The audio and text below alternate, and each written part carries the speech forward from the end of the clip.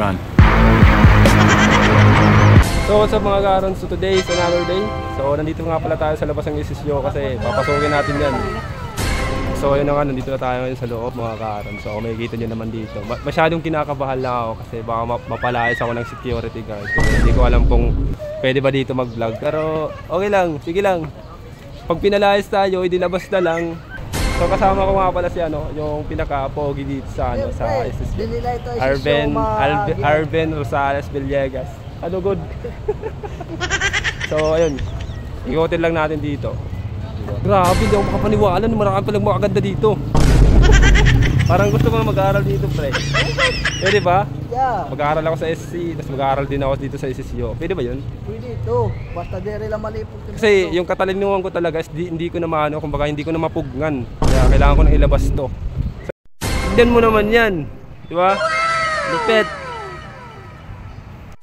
Hello, what's up guys? And dito nga pala yung ating mga masisipag na mga construction worker. And hi muna kayo sa vlog natin.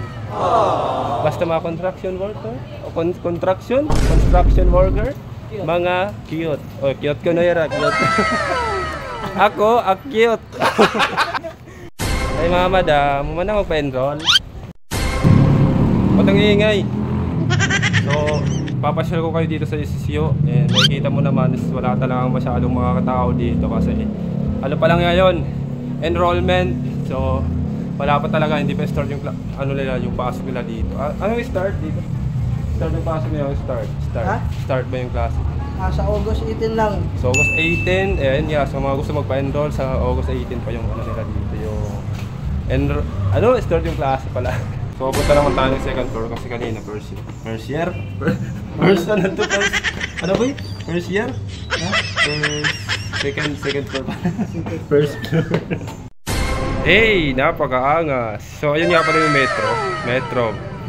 Diba? Metro, tapos yung baba. Yan yung exit.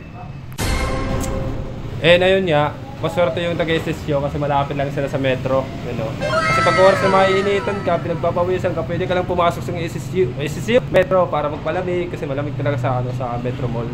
So tara, third floor na tayo. Second floor pa lang to, so third floor.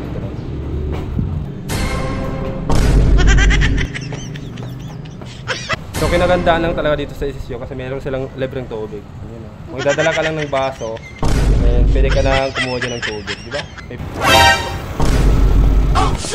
So, hi guys. So yun yung mga garons, lalabas na kami ng SSU and tapos na rin naman kami maglibot dito. And ayun, masasabi ko lang sa SSU is maganda naman siya talaga. So kung sa mga gusto magpa-enroll, August 18 po yung simula ng klase. August 18 pa yung pasok nila. And ayun nga, kung gusto mo mag-aaral dito sa SSU, magpa-enroll ka na. Baka kung di ba, ibang bansa?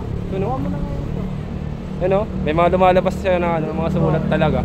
And pag kasi sa may mga lumalabas sa mga artista talaga dyan. Pero yun, pinagandaan dito sa SSU kasi meron silang malaking TV sa taas. Para tayong nasa South Korea ba to Japan. So yun, thank you for watching in every day and every night.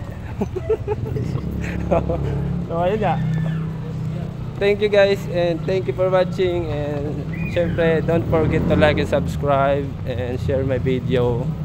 And ayun lang, thank you very much to all of you.